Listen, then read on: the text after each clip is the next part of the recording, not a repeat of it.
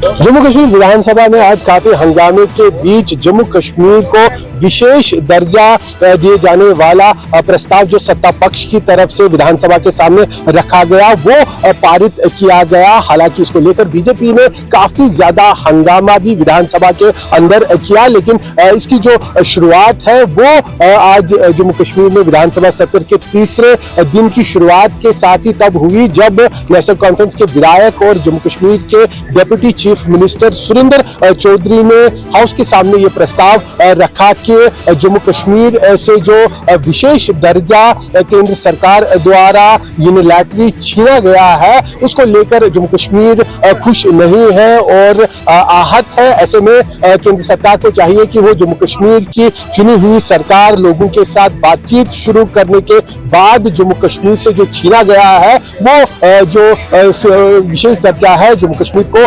वापस दे दे। कैमरामैन रशीद के साथ आसिफ साहब, श्रीनगर, न्यूज़ 24। महाराष्ट्र विधानसभा चुनाव को लेकर प्रचार अभियान तेज हो चुका है। इस कड़ी में एएमएम पार्टी के अकबरुद्दीन ओवैसी ने यूपी के मुख्यमंत्री योगी आदित्यनाथ के बटेंगे तो कटेंगे के बयान पर पलटवार किया है। अकबरुद्दीन ने योगी के बटेंगे तो कटेंगे के नारे के मुकाबले में एतिहाद का नारा लगाया है और मुसलमानों को एकजुट होकर उनकी पार्टी को वोट करने की अपील की है। अकबरुद्दीन राज्य के संभाजी नगर में सभा को संबोधित कर रहे थे। इस दौरान रात 9:45 पर उन्होंने कहा कि कैंपेनिंग का टाइमिंग 10 बजे है, अब 15 मिनट बाकी है। बता दें कि 15 मिनट का जिक्र करते हुए पहले भी अकबरुद्दीन ने एक विवादित भाषण दिया था। अकबरुद्दीन के बयान पर विपक्ष ने पलटवार किया है। उद्धव के पार्टी ने कहा कि भाजपा बी टीम जाग गई है।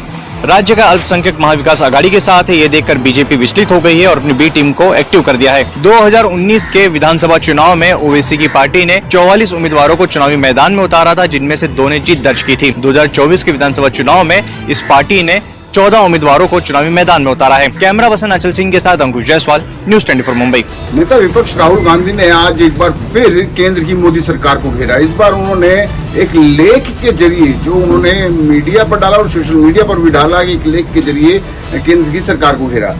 नेता विपक्ष राहुल गांधी का कहना है कि मूल ईस्ट इंडिया कंपनी देश में 150 साल पहले खत्म हो गई थी, लेकिन अब उसकी जगह नई नस्ल की एकाधिकारवादियों ने ले ली है। लोकसभा में नेता विपक्ष ने कहा कि ईस्ट इंडिया कंपनी ने अपनी व्यवहारिक ताकत के दम पर नहीं बल्कि भारत पर नियंत्रण कर देश को गुलाम बनाया है।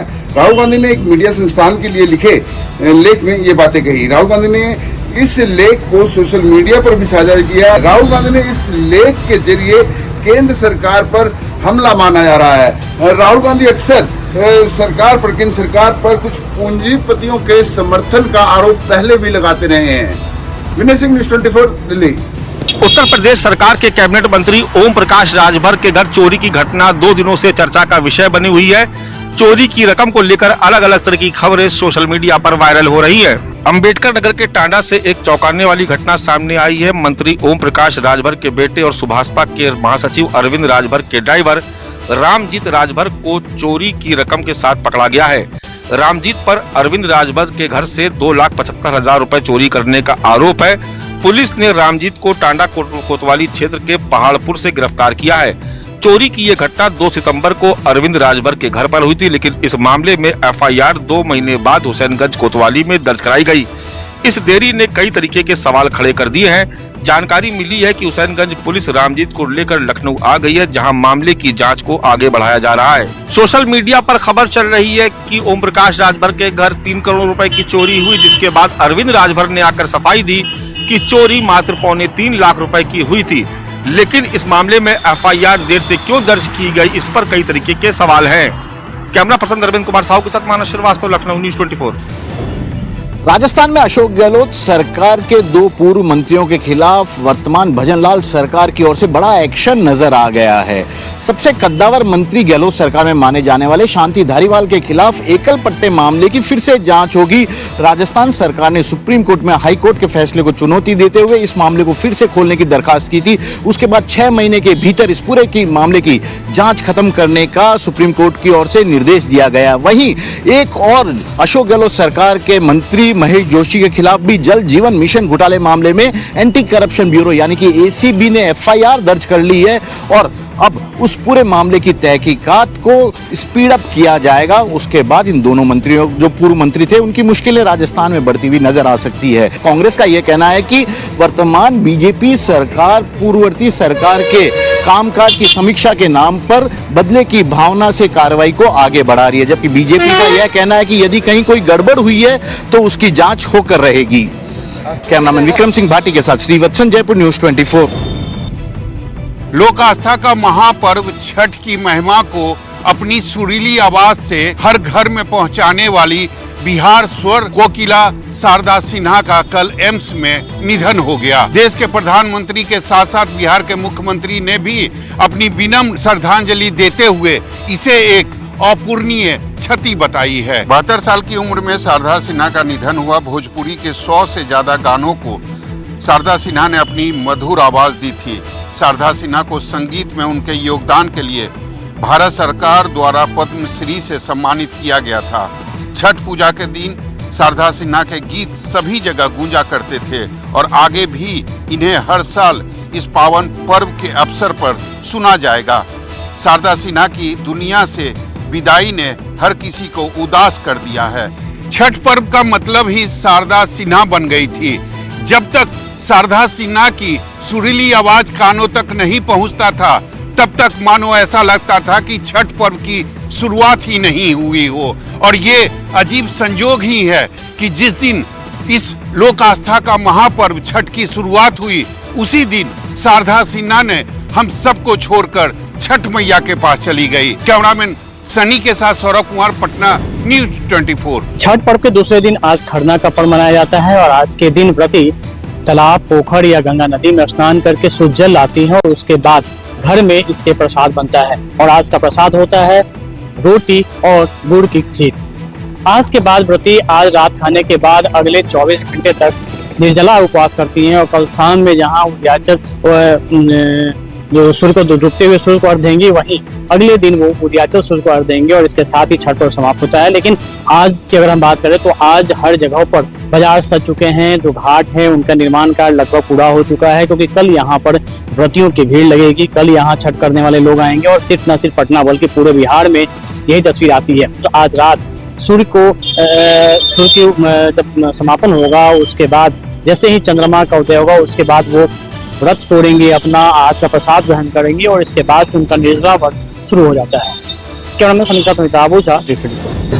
पश्चिम बंगाल में छठ पूजा देखते ही बनता है और हुगली नदी के किनारों पे लोगों का तांता लगा रहता है। छठ पूजा का ऐसा पर्व है जहाँ पे श्रद्धा के भाव से लोग पहुंचते हैं और इस बार अंदाजा लगाया जा रहा है कि हावड़ा में जिस तरह से हमेशा से मिनी बिहार के रूप में देखा जाता है, लाखों की संख्या में श्रद्धालु छठ घाट पे पहुंचते हैं।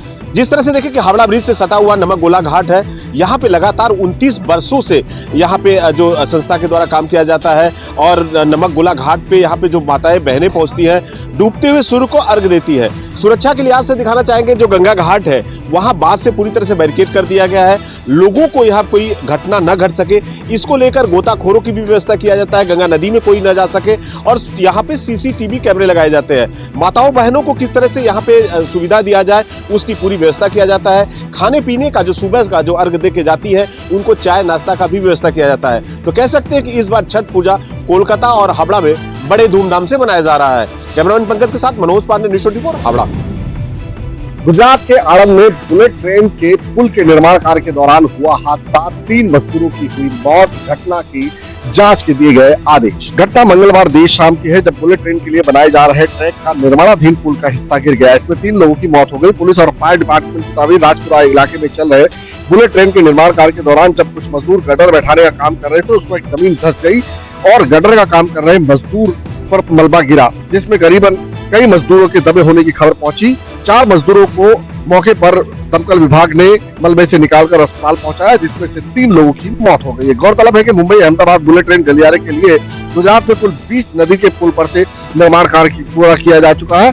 National high speed rail corporation limited ने ये जानकारी देते हुए बताया कि इस पूरी घटना की जाँच के आदेश दे दिए गए हैं। साथ ही ये भी कहा कि कंक्रीट ब्लॉक के नीचे दब के मरने वाले के परिजनों को 20 लाख का मुआवजा भी दिया जा रहा है। कैमरामैन प्रभात साहब, भूपेंद्र सिंह, अहमदाबाद, न्यूज़ 24। मध्य प्रदेश के बांधवगढ़ टाइगर रिजर्व में हुई 10 हाथियों की मौत में अभी जो शुरुआती रिपोर्ट आई है फॉरेंसिक की, उसमें एक बड़ा खुलासा हुआ है। हाथियों की मौत की वजह अभी की जांच में आया है कि कोदो खाने से हुई है। कोदो में साइक्लोपियाजोनिक जो एसिड है वो पाया गया है और इसी के खाने से हाथियों की मौत हुई है। आपको बता दें कि बांधवगढ़ में ये 10 हाथियों की मौत हुई थी, 13 हाथियों का झुंड था। पिछले हफ्ते लगातार 3 दिन ये सिलसिला चलता रहा और 10 हाथियों की मौत के बाद भोपाल से लेकर दिल्ली तक हड़कंप मच गया। और इसके बाद जो अभी जो जांच रिपोर्ट आई है फॉरेंसिक की, उसमें ये पाया गया है कि कोदो ये बाजरा जो है उसमें साइक्लोपियाजोनिक जो एसिड है वो पाया गया है, उसी की वजह से ये मौत हुई है। ये जो रिपोर्ट आई है ये IBRI बरेली यूपी की टॉक्सिकोलॉजिक रिपोर्ट के सामने आने के बाद हुआ है।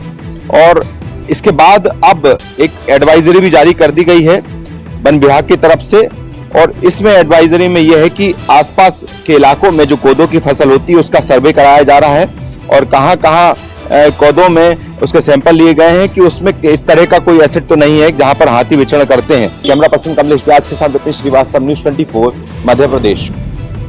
अब हम आपको वो ड्रोन दिखाने जा रहे हैं जो शायद इससे पहले आपने कभी देखा होगा।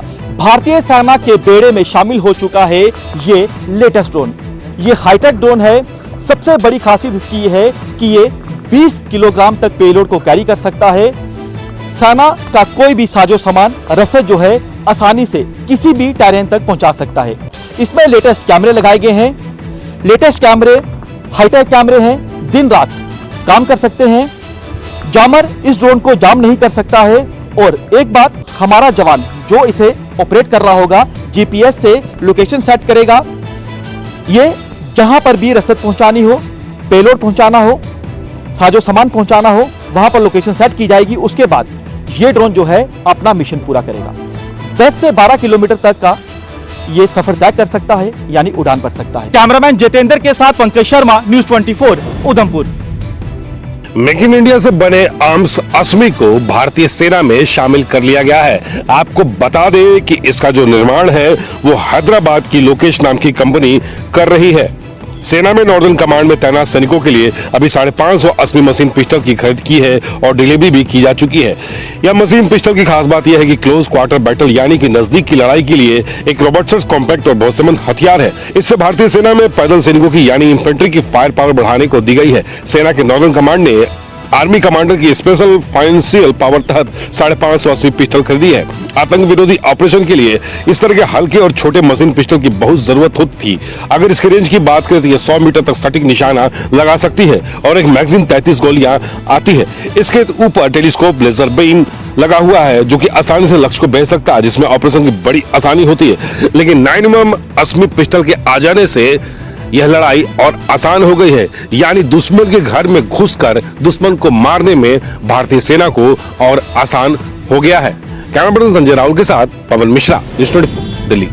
राजगीर में होने जा रहे हैं एशियन विमेंस हॉकी चैंपियनशिप के लिए भारतीय टीम अपने कप्तान सलीमा टेटे के नेतृत्व में बिहार पहुंच चुकी है और राजगीर के इसी स्टेडियम में वो आज अपना प्रैक्टिस मैच खेल रही है। और इसके अलावा इस टूर्नामेंट में भारत के अलावा 5 अन्य देश हैं, जिसमें चाइना, दक्षिण कोरिया, सिंगापुर, थाईलैंड की टीमें शामिल है, जो यहाँ पर 8 नवंबर को पटना यहाँ पर राजगीर पहुंचेंगी। और इसमें कई टीमें जो बोधगया रुकेंगी, जबकि कुछ टीमें ऐसी हैं जो पटना में रुकेंगी। इन तमाम टीमों को राजगीर के इसी स्टेडियम में लाया जाएगा और इस खेल परिसर में यहाँ पे इनका हॉकी मैच होने जा रहा है।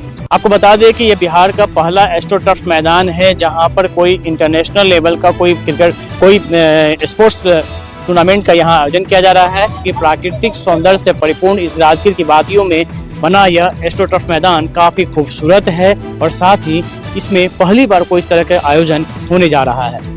कैमरामैन सनी के साथ अमिताभ ओझा, राजगीर डिस्ट्रिक्ट।